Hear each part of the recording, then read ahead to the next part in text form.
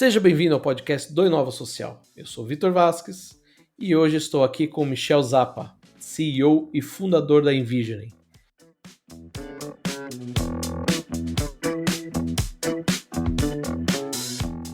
Michel, seja bem-vindo. Obrigado. Michel, quero começar o nosso bate-papo.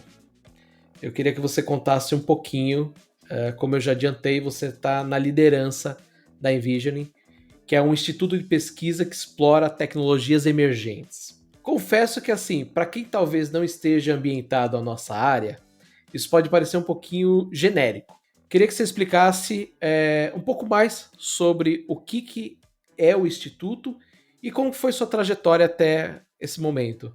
Pô, vamos lá. Essa trajetória tem, nesse momento, uma década.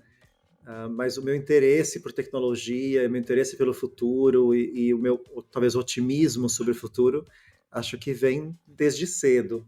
Eu sempre tive um interesse muito forte sobre tentar antever, antecipar, imaginar para onde as coisas estavam caminhando. Sempre veio muito naturalmente a mim. E, e logo depois da minha formação como publicitário aqui em São Paulo, eu me mudei para a Holanda para trabalhar num instituto de pesquisa sobre tendências, que era quase o primeiro passo na direção de trabalhar com futuros.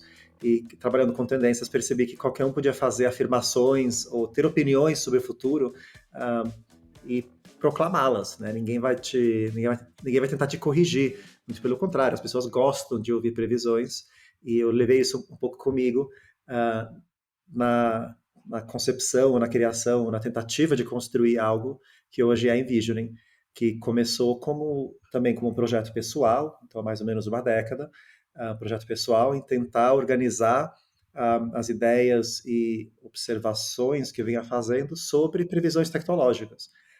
Por virtude de ter um interesse forte sobre esses assuntos, eu sempre acabei acompanhando, lendo, pesquisando muita coisa sobre tecnologia e tentei, de alguma maneira, agrupar, organizar e apresentar essas informações para um público maior, público leigo. E aí passei algo na casa de um ano organizando e preparando essas ideias e tomaram a forma de um infográfico. Um infográfico especulativo, falando sobre, né, começando hoje, em 2011, como será que o futuro vai se desenvolver, como será que ele vai se manifestar, com uma série de antecipações tecnológicas, ou melhor, uma série de tecnologias e com uma antecipação de quando que elas pudessem, de alguma maneira, se tornar populares, utilizadas, chamado de mainstream, né, de uso majoritário. E, e essa previsão, essa imagem, esse PNG na web, eu promovi-lo, tentei comunicar, avisar, né, o mundo, os meus poucos seguidores que estava fazendo alguma coisa nesse espaço, tentei comunicar isso com pessoas que se interessassem pelo assunto, e foi esse o pontapé inicial ao trabalho, publicar essa imagem e tentar divulgá-la para as pessoas que, de alguma maneira, tinham influenciado a criação desse trabalho. Outros designers de infografia, outros futuristas, outras escritoras de ficção científica e assim por diante.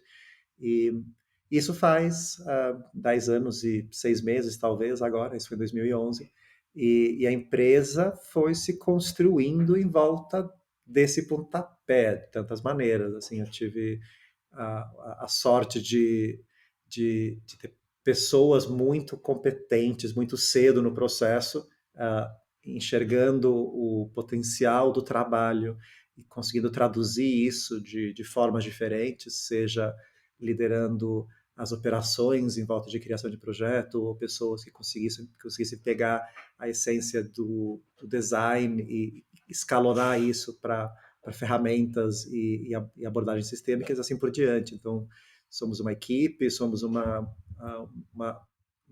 grupo formado por pessoas que não são de tecnologia necessariamente, mas que se interessam pelo assunto e que conseguiram juntos, ou que estamos juntos tentando cavar modelos de negócio e maneiras de comunicar de maneira sistemática e contínua o que está acontecendo em tecnologia. Porque se há 10 anos a gente molhou os pés com uma previsão, com uma antecipação, o valor real, hoje pelo menos, está no acompanhamento. A gente quer saber quão longe está o radar. O radar é um objeto em tempo real. Você quer saber quão longe está determinada inovação, a que velocidade ela está se aproximando, a gente deve se preocupar agora ou podemos esperar um semestre? Ter essa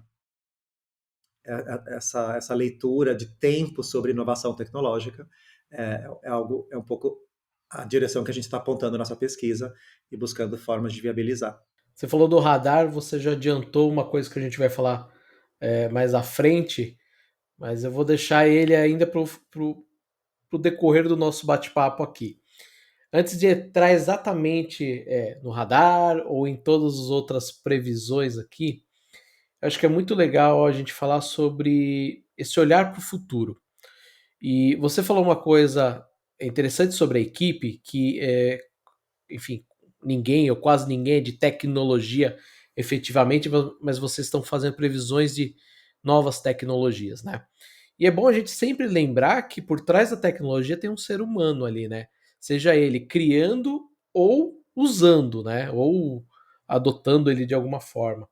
Então é bem legal também ver essa visão que vocês têm dessa equipe multidisciplinar, mas que não necessariamente precisa ser efetivamente de tecnologia para falar de tecnologia. Voltando então aqui um pouquinho sobre o olhar do futuro. Quando a gente fala em futurismo, parece que a gente está falando em um exercício de olhar a bola de cristal. Parece que o Michel ele pega a bola de cristal dele e fala assim: futuro vai ser desse jeito porque eu estou vendo aqui nas minhas previsões. Eu queria que você explicasse um pouquinho como que isso funciona para o público que não está acostumado com esses termos de futurismo. É, é, já adiantando um pouco o que eu acredito que você vai falar na sua resposta, mas como que é organizar todos esses dados, todas essas informações para poder definir, por exemplo, uma tendência? Muito bem. Eu confesso, e o pessoal que não está vendo no vídeo não vai poder acompanhar, mas eu confesso que tem uma bola de cristal na mesa, porém eu não a utilizo, eu não a utilizo para fazer as previsões. As previsões a gente faz, melhor, a análise a gente faz de muitas outras formas. E eu acho que vale iniciar essa parte da conversa falando que eu sou muito fã de padrões abertos. Eu acho que eu cresci com uma cultura tecnológica em qual, como hacker, hacker no sentido mais amplo da palavra, uma pessoa que encontra um caminho, seja qual for, ah, os permitidos ou os alternativos. Acho que o hacker tem muito essa característica. E eu acho que eu cresci com uma cultura tecnológica hacker, em qual acesso a dados abertos e acesso a compartilhar as coisas por default, né, automaticamente, sempre foi a expectativa. Então a gente é muito fã de padrões abertos, inclusive na hora de analisar tecnologias. Por exemplo, uma maneira que a gente utiliza, o que se utiliza para determinar o grau de prontidão de uma tecnologia é uma medida chamada TRL. TRL significa Technology Readiness Level, ou seja, grau de prontidão tecnológico, e é um padrão utilizado principalmente pela aeronáutica, mas também por NASA e outros operantes no espaço, que é uma medida que vai de 1 a 9. 1 significa que as premissas básicas da tecnologia foram validadas e demonstradas. 5 pode significar que a tecnologia está operando em condições limitadas. E 8, 9, a nota máxima, significa que a tecnologia está operando perfeitamente e preparada para ser utilizada em criar outros sistemas tecnológicos. ênfase em sistema tecnológico, porque toda tecnologia é composta por outras tecnologias. Toda tecnologia se acopla com tecnologias existentes e convive num ecossistema tecnológico. Qualquer tecnologia que a gente isolar, desde o lápis até o smartphone, obedece a essa regra. Ela só funciona em conjunto com outras. Lápis sem papel não tem utilidade, da mesma forma que papel sem formas de escrever não tem utilidade, assim por diante. E, de qualquer maneira, o grau de prontidão é uma dessas medidas. Então, nós, no Instituto, a gente ao analisar uma tecnologia, a gente investiga com uma ou mais pessoas qual que é o grau de prontidão daquela determinada aplicação tecnológica. Ela está quão pronta? Ela está hoje, no dia 18 de agosto, não sei o quê, ela está em número 7. E aí a mesma tecnologia pode ser reavaliada 6 meses depois, 12 meses depois, um ano depois, e aí a gente sabe, agora ela está em 8. E aí aos poucos a gente vai formando uma imagem do grau de transformação tecnológica, porque aos poucos, com o tempo, as tecnologias uh, avançam, né? Elas progridem, elas se desenvolvem, elas ficam mais e mais prontas. Então, quando a gente fala a gente não fala de previsão tecnológica, a gente fala muito de prontidão. E fazer a prontidão, tirar uma fotografia de onde nós estamos agora, seja talvez o nosso principal desafio, de acompanhar, de observar e conseguir fazer isso para todos os setores e todas as regiões, desde materiais, a biotecnologia, ao que está acontecendo na ponta de energia sustentável, mobilidade, a computação quântica. Nós não temos a gente tem uma visão 360 sobre aquilo que a gente considera tecnológico. A gente até hoje não isolou uma única área de atuação ou domínio de desenvolvimento como prioritário. A gente tende a olhar sempre para o 360 porque acreditamos que é a única forma de captar sinais fracos. Olhar para todas as tecnologias. E depois a gente organiza por indústria, por área, por objetivo de desenvolvimento sustentável, tudo isso é posterior. O objeto primário é conseguir olhar para o conjunto completo. Tudo que é inovação ou criação tecnológica entra no nosso escopo. E aí elas são avaliadas de diferentes formas, tal como o grau de prontidão, como a gente passou os últimos minutos falando, mas também outras métricas, indicadores, formas de medir. Qual é o público dessa tecnologia? É um público incipiente? Para os inovadores e para os early adopters ainda? Ou é uma tecnologia que já está sendo aplicada para as massas? A gente tenta trazer essa leitura quantitativa sobre o que está acontecendo na inovação global. Você falou sobre esse, a gente pode chamar de índice para avaliação da prontidão. Dentro do monitoramento que vocês fazem, vocês também levam em conta, por exemplo, os ODS. Como que os Objetivos de Desenvolvimento Sustentável eles podem nos guiar nesse futuro e nessa avaliação da prontidão de tecnologias, de novas tecnologias? Pois hoje temos olhado para as ODS de duas maneiras distintas. Uma delas é um tagueamento, um relacionamento quase binário, que diz, para essa aplicação tecnológica aqui, que é o transporte de órgãos em cima de um drone, uma aplicação tecnológica que utiliza uma série de outras tecnologias, tal como a câmara de refrigeramento, tal como o próprio drone, etc. e tal. Para essa tecnologia, ela se aplica a ODS 1, sim ou não? ODS 2, sim ou não? ODS 3, sim ou não? E assim por diante. A gente faz, então, um mapa de relacionamento entre ODS e tecnologias. Isso a gente faz para a criação de qualquer entrada, qualquer conteúdo no nosso banco de dados. Ao ser criado, ele é também mapeado sobre as ODS como primeira camada, como primeira maneira de associação. Isso não tem um ranking, não tem uma diferenciação sobre essa relação, mas é a primeira relação que é sempre feita, porque isso nos permite fazer o quê? A pescar, ou a puxar qualquer ODS e ver todas as tecnologias relacionadas a essa. E é um bom ponto de partida para navegar esse conjunto de aplicações tecnológicas que a gente mapeia. E a gente também tem feito um trabalho mais profundo sobre a intersecção entre tecnologia e desenvolvimento sustentável, em conjunto com o Banco de Desenvolvimento Internacional Alemão, GIZ, com o qual a gente lançou uma plataforma chamada Tech Detector, que tem como objetivo mapear, indexar e olhar para as tecnologias com impacto positivo sobre o desenvolvimento sustentável. E aí, nesse trabalho em particular, a gente inclusive criou aquelas métricas que a gente estava falando mais cedo, aqueles indicadores.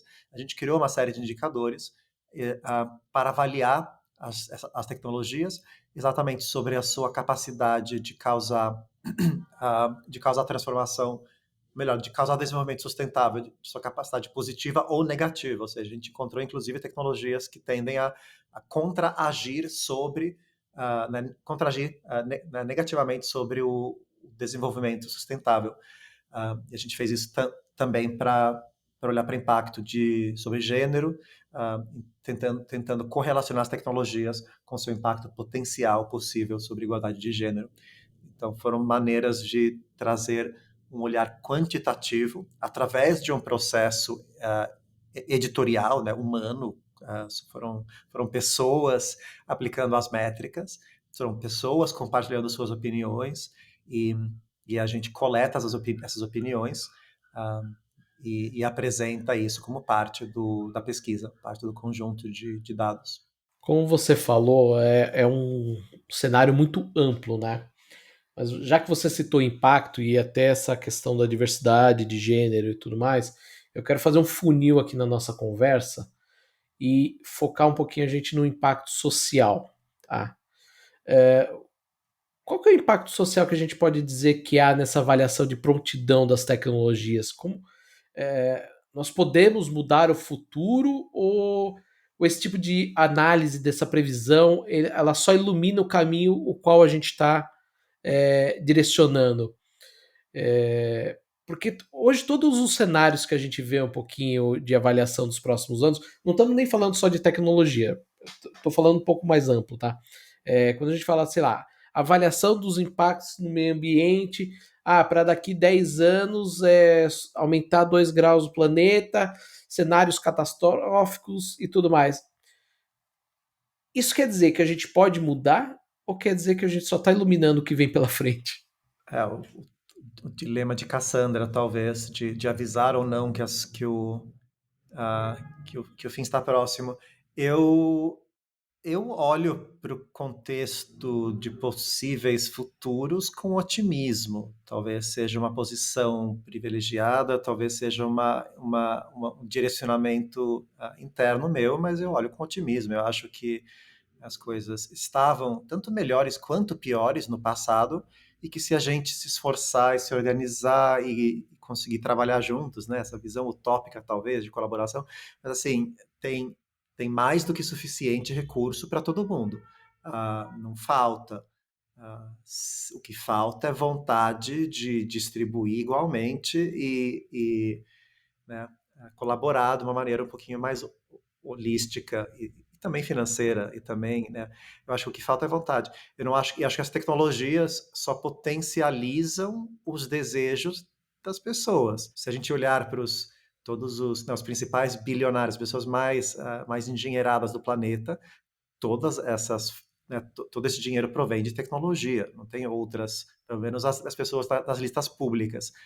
Tem outras listas de pessoas que não querem divulgar, e aí tudo bem, são meios um pouco mais políticos, mas assim, das pessoas que ganham dinheiro abertamente é tecnologia.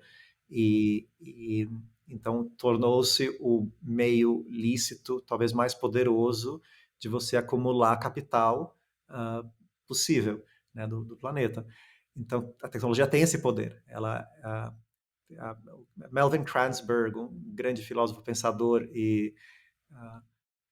sobre tecnologia, que diz que a lei dele diz que a tecnologia não é nem positiva nem negativa, mas ela também não é neutra. Então a tecnologia tem um enviesamento, ela carrega um potencial e ela será utilizada para esse fim. Então, e acho que ter consciência disso, conseguir olhar para uma ferramenta tal como o WhatsApp, né? Você conseguir olhar para o WhatsApp como um sistema, não só como uma solução. A curto prazo, ela me deixa mandar mensagens para quem eu quiser. Ótimo, super prático. Olha só, ele já está com toda a minha lista telefônica na nuvem, então ele sabe o que eu conheço. Ótimo, prático, né? A curto prazo é muito prático e gera-se é muito fácil gerar um comportamento, né, um ciclo positivo um comportamento forçado em volta de uma ferramenta como essa, e em nenhum momento dar um passo para trás e perguntar, mas como é quem está pagando por isso? Como? Por que tem tanta gente desenvolvendo um negócio desse se eu não estou dando nada em troca? Na hora que você começa a fazer essas perguntas, eu acho que você começa a usar as ferramentas de outra maneira. Você começa a ter Assim, ter essa consciência, eu não sei o que é preciso. A gente tenta divulgar esse tipo de pensamento. Talvez é o que eu mais tento fazer, é falar sobre essas coisas. Mas acho que, assim, coletivamente, uma coisa que a gente pode fazer. Só que aí eu acho que faz um pouco, assim, eu não sei se o brasileiro tem costume suficiente de parar para fazer questões críticas sobre aquilo que está fazendo. Eu acho que eu não diria que é uma característica que eu associo fortemente com a nossa natureza. Fazemos outras coisas muito bem, mas acho que esse questionamento, porque é assim que você antecipa que num dia em que cai o DNS do Facebook, você tenha milhões de pessoas desempregadas, porque a ferramenta caiu. E cadê a iniciativa de desenvolver uma ferramenta local, né, pelo menos assim, não dá para apontar o dedo para a China e falar que eles são um ótimo exemplo em tudo, mas algumas coisas eles fazem muito bem, inclusive tomar as rédeas sobre o uso de tecnologia nacional. Eles pesam muito, né? É muito difícil como uma pessoa que vive no Ocidente olhar para lá e falar, isso parece uma boa política. Não, isso funciona lá, não funcionaria em outro lugar. Mas uma coisa que eles conseguem fazer é tomar as rédeas, falar, vamos ter uma política de criar tecnologia aqui e reduzir nossa dependência de ferramentas internacionais. E aqui tem zero, assim, tem pouco, né? Não dá para dizer que não tem, porque tem muita pesquisa incrível acontecendo aqui, mas acho que falta uma vontade política de tomar controle sobre. Acho que isso acaba, enfim, em outra direção essa resposta do que a pergunta. Eu acho que é legal que você falou, né? Porque a gente tem dois exemplos de extremos. Então a gente, na China, ela tá de um lado, de um extremo, desse total controle da tecnologia, o que acaba gerando impactos sociais tremendo.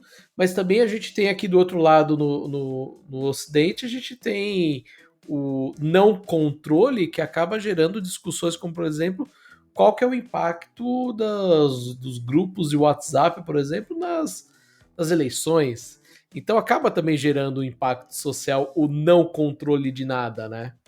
Então é um pouco delicado.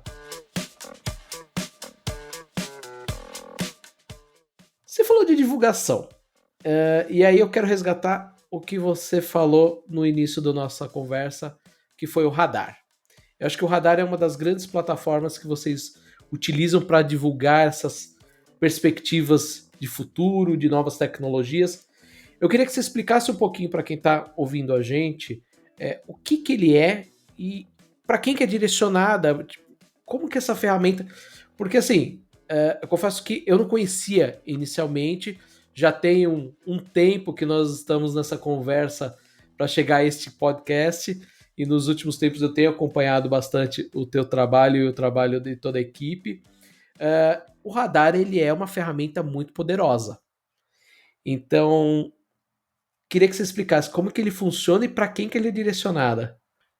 Legal, eu vou contar uma pequena história, aí eu explico o que é o radar e abordo as perguntas. Mas a história é, eu cresci com um PC, assim, na sala de casa e eu tive acesso à internet cedo, mas mesmo antes da internet, eu tive acesso a um aplicativo da Microsoft chamado Encarta. E Encarta era uma enciclopédia digital no CD-ROM. Era uma coisa muito grande em 1994, 95. A ideia de você ter todo o conhecimento, né, possível naquele disco, né, codificado naquele objeto. Só que algo que Encarta, e acho que supõe que qualquer enciclopédia faça, é a ideia de você ter um universo curado. Tudo que você tem que saber está aqui dentro. E você vai conhecer essa informação num ritmo que faça sentido para você. Uma enciclopédia não tem começo, meio nem fim. Eu acho que o radar e muito do nosso trabalho, em sentido até mais amplo, serve para isso. O radar é uma ferramenta web, é uma interface que rola em qualquer navegador que apresenta parte da nossa pesquisa. E ela apresenta, ou melhor, ela apresenta dados qualitativos e quantitativos, ou seja, ela mostra imagens, textos, descrições, links, mas também números, quantidades, métricas, avaliações. Ele mostra essas duas informações e, ao mesmo tempo, numa ferramenta interativa que também não tem começo, nem meio, nem fim. É uma ferramenta em qual todo o conteúdo é curado, é pré-selecionado com muito cuidado para trazer os resultados de uma pesquisa. Uma pesquisa nossa, muitas vezes, é em volta de, por exemplo, uma indústria. Me mostre mais, me deixe entender quais são as tecnologias que vão afetar o futuro de bebidas, por exemplo. Toda a jornada, toda a aquisição do produto, pagamento, embalagem, tudo que afete de alguma maneira o universo de bebidas. Pronto. Um radar, uma pesquisa nossa sobre isso, a entrega, que seria um radar, ela vai te contar a história sobre as tecnologias, vai te apresentar quais são as tecnologias que estão em desenvolvimento hoje, vai te apresentar quão prontas estão essas tecnologias. Ela está 2, 3, 4, ela está na borda da inovação, ela está distante de nós, ou ela está 7, 8, 9, ela está aqui. Ela já foi desenvolvida, está funcionando, está pronta, vamos utilizá-la para fazer outras coisas. Porque dependendo do grau de prontidão, a sua abordagem como empresa, como organização, vai variar tremendamente. Uma tecnologia com TRL 1, 2, 3 baixo, você vai provavelmente você vai começar a investigar, você vai alocar algum recurso de acompanhamento. Uma tecnologia de desenvolvimento médio, você já consegue começar a utilizar, já consegue preparar a equipe, já consegue internalizar certos desenvolvimentos. E uma tecnologia alta, 789, você vai comprá-la, porque ela está pronta, você não vai criá-la em casa, você vai adquiri-la no mercado. Então, diferentes graus de prontidão correspondem com diferentes estratégias, ou melhor, táticas de como relacionar com as tecnologias. E o radar te mostra isso, ele te mostra o grau de prontidão, ele te conta sobre as tecnologias, ele te fala, ela te mostra uma imagem, te relaciona todas as informações complementares, quais são as fontes, de quem fala, né, de qual ficção científica surgiu essa ideia, quando que ela foi imaginada pela primeira vez, quando que ela aconteceu, quais foram as patentes, quais foram os marcos e os grandes os grandes momentos em seu desenvolvimento. A gente olha para isso tudo e organiza isso de uma maneira visualmente apelativa, interessante, condensada, que te permite uma visão de helicóptero em um momento e que você possa dar zoom e ler, entender a fundo no próximo. E principalmente a ideia da não linearidade. Ela não tem começo, meio e fim. Você lê a pesquisa na velocidade na direção que faz sentido para ti. E para quem que ele pode ser direcionado? Para quem que é indicado o radar? Ele é aberto a todos? Ou ele é aberto, parte é estudo fechado? Como que funciona hoje para quem ainda não acessou? Pois, a gente tem muito trabalho aberto, a gente acredita muito em dados abertos e a gente instiga todos os nossos clientes e parceiros a divulgar seu trabalho. Em alguns momentos não é possível, por motivos talvez óbvios, mas a gente trata isso de quase como um aspecto cultural, de tentar facilitar a abertura dos dados. O radar em si, ele é uma ferramenta que apresenta a pesquisa de diferentes fontes. Então, tem muitos abertos, tem muitos públicos. Um exemplo disso, uma coisa que a gente lançou há um ano, mais ou menos, é uma pesquisa sobre o futuro das cidades. Então, a gente abriu um radar com pesquisa nossa, criada em casa, com o objetivo de apresentar o que tem de tecnologias de maior impacto potencial dentro da inovação urbana. Olhando para o mundo inteiro, desde mobilidade, energia, educação, saúde, quais são as soluções tecnológicas ou inovações que estão, de alguma maneira, funcionando em volta do mundo, que você possa trazer para a sua cidade. Esse é um radar aberto, radar público, com utilização para um público específico. Voltando para a sua pergunta sobre para quem é o radar, ele serve muito como ferramenta de descoberta. Então, um caso comum nosso engajamos com uma empresa que tem um departamento de pesquisa, inovação, futuros acontecendo, só que esse departamento, que muitas vezes é uma pessoa, às vezes uma pessoa e meia, esse departamento não... ele tem como desafio contínuo apresentar seu trabalho para o resto da empresa, criar impacto com seus superiores e com outros públicos de interesse.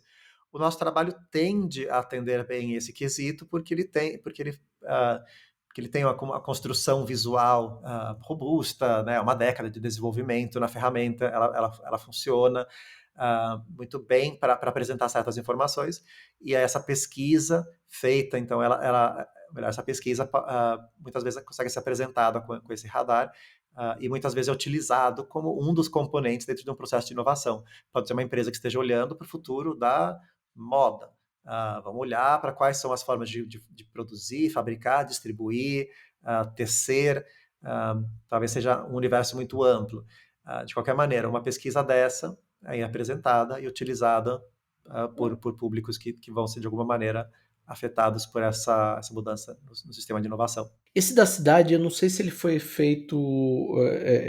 Eu não entendi direito se ele foi feito por alguma empresa ou se ele é uma pesquisa aberta. É uma pesquisa aberta nossa, feita para a internet. Ah, A tá. Ok. gente utilizou os nossos recursos internos, tanto de ferramenta de visualização do radar, né, quanto criar uma pesquisa onde nós mesmos fôssemos o público, né, o cliente, com a intenção de consolidar essas informações, de começar a falar, levar esse mapeamento de tecnologia urbana, começar a levar isso mais a sério, porque a gente enxerga que tem um problema que a gente não vai conseguir resolver sozinhos, que é as cidades têm, elas estão uma posição desvantajosa em relação às fabricantes de tecnologia, que é, elas não têm caminhos para comparar soluções entre si. Cidades vizinhas não se falam em termos de compra de equipamento. Como é que você colocou Wi-Fi na praça? Eu não sei. Ter essa comparação e ter esses parâmetros é um dos objetivos que a gente tem com essa pesquisa. E a gente começa fazendo o que a gente sabe fazer, que é mapear as tecnologias e falar quais são. Aí tem alguns direcionamentos possíveis de como é que a gente vai viabilizar isso em termos de projeto, mas a gente abriu com a pesquisa, que é o que a gente entende bem. Já houve alguma iniciativa do setor público, por exemplo, para adotar esse tipo de. Essa é uma das pesquisas que eu vi bastante, até porque tem uma das linhas ali que eu gosto, que é a mobilidade. Houve alguma iniciativa ou você não vê isso vindo do setor público enquanto olhar um tipo dessa pesquisa tão completa como vocês têm feito, com essa visão tão 360 para tentar aplicar numa cidade complexa como, por exemplo, São Paulo, né? Porque também a cidade também teria que ter um capital para poder se guiar, né? Mas hoje que eu sinto um pouco, quando a gente fala de futuro, principalmente no Brasil, tem muito achismo, muitos dados perdidos, e eu sinto que vira mais ou menos essa questão da cidade que não sabe dizer como que ela colocou o Wi-Fi na praça, e a cidade vizinha tem Wi-Fi na praça, mas também elas não se conversam. Então, já houve alguma iniciativa dessa linha? Você particularmente acredita que talvez isso fosse um impulsionamento grande? Teríamos um impacto social gigantesco, talvez na adoção de políticas públicas, se a gente tivesse uma visão de um estudo como esse que vocês produziram? Eu, longe de ter de poder especular sobre o que funciona nessa área, eu acho que tem grandes consultorias que se aprofundaram exatamente nesse desafio de como trabalhar o nexo de inovação urbana. Eu acho que é muito difícil colaborar fora das empresas. Eu acho que as consultorias, em geral, têm esse benefício. Elas trabalham com todo tipo de empresa, porque as empresas em si não conseguem fazer isso por si só, porque elas não lidam com concorrentes, não trabalham, né, não vão sentar para conversar com o fornecedor, para entender como é que está o negócio deles. Acho que as empresas tradicionalmente, ou funcionalmente, se fecham. Eu acho que o setor público não é nada diferente. As pessoas são pagas para resolver o seu problema. E se tem alguém olhando para o conjunto de soluções de problemas, que é um pouquinho o que a gente tenta fazer, que a gente também tem percebido é que não tem verba para isso, tá, determinada. Assim, o nosso trabalho acaba sendo talvez aberto, o escopo pode ser aberto demais para ele ter aplicabilidade. Então, o nosso desafio muitas vezes é voltar e trazer aplicabilidade. No setor público, a gente não tem feito isso ainda. A gente vem conversado com algumas pessoas que trabalham com, que tem profissões adjacentes a esse universo, seja pessoas de inovação e aceleradores das cidades, pessoas que trabalham com feira de mobilidade, pessoas que trabalham no setor, na prefeitura, setor público. A gente vem conversando, agora que a pesquisa está publicada, a gente vem conversando para entender como é que eles enxergam utilidade, para que a gente aos poucos possa ir costurando alguma coisa que tenha aderência no mercado mesmo. Mas ainda não tem acontecido, que é um pouco diferente de como a gente opera com pesquisa em geral. Então, acho que o produto Cidades tem como objetivo abrir a pesquisa e encontrar o modelo depois. É uma forma de fazer uma afirmação. Criamos aqui, né? Nessa data, nesse momento, a gente publicou isso aqui. E aí, como que a gente mantém isso atualizado e como que a gente cria incentivos para que outras pessoas utilizem, é um trabalho em desenvolvimento. Mas a gente acredita sempre muito em, assim, quanto mais a gente conseguir abrir as informações, mais rápido as mudanças acontecem. As mudanças para o melhor, inclusive. Michel, a gente está caminhando aqui para o finzinho do nosso bate-papo, mas antes eu queria fazer uma última pergunta. Você falou que tem uma visão otimista em relação ao futuro. Eu queria escutar de você qual que é a sua visão para o futuro. Como que você acredita que estará a nossa sociedade? Claro, vai ser aqui um desafio a gente tentar resumir isso em tão pouco tempo. Mas como que você imagina nos próximos anos aqui? Eu não vou dar prazo, tá? Eu vou deixar em aberto para você. Eu não vou falar daqui os 10 ou 30 anos. Mas como que você vê essa visão de futuro, já que você é otimista? Eu vejo iniciativas locais de tentar se apossar do poder tecnológico. Acho que hoje, tanto dos nossos recursos, falando aqui do Brasil mesmo, tanto dos nossos recursos são perdidos, né, como areia nas mãos. Desaparece os recursos porque as pessoas que são, né, as pessoas cujas habilidades batem com o que o mercado externo, né, fora daqui, o que esse mercado busca, essas pessoas vazam. E a tecnologia acaba não sendo criada aqui, ela acaba sendo utilizada na base daquilo que é mais acessível, porque temos todos os fatores geopolíticos operando contra, variação cambial, distâncias geográficas, nunca é fácil, né? Nunca não tem não tem ninguém na vizinhança para ajudar. E então, com todos esses desafios, é natural que esse seja o caminho. Então, o não natural, o difícil é de contragir isso, de alguma maneira, criar incentivos para que a criação tecnológica aconteça aqui, de alguma maneira. Eu queria muito que existisse um WhatsApp brasileiro, um super app, com pagamentos e com, né, de você faz, né, que os apps chineses, de você fazer desde o agendamento até o pagamento, até tipo, né, você vive aquela vida, a gente já vive a vida dentro do WhatsApp, a gente já faz tudo isso lá dentro, só que completamente fora do nosso controle, criado por uma empresa que não tem o nosso melhor interesse em mente. Não deveria ter, porque não é a responsabilidade da empresa. A responsabilidade da empresa é maximizar seu lucro. Só que nós aqui do outro lado do mundo dependemos daquilo, entregamos nossa agência, nossa capacidade de decisão a um órgão externo, porque a gente não teve políticas ou incentivos ou um projeto de criar alguma coisa em casa e de fomentar isso e de usar e de crescer e de criar maneiras de utilizar mesmo sabendo que seria, sei lá, pago. De qualquer maneira, isso não é uma solução, isso é só estar compartilhando uma frustração de não haver, talvez, maiores políticas sobre isso aqui, mas eu vejo em 10 anos, com otimismo, eu vejo mais da conversa tecnológica sendo apossada por quem está aqui e quem tem algo a ganhar se a tecnologia fique aqui. Eu acho que o Brasil já tentou algumas coisas que não funcionam.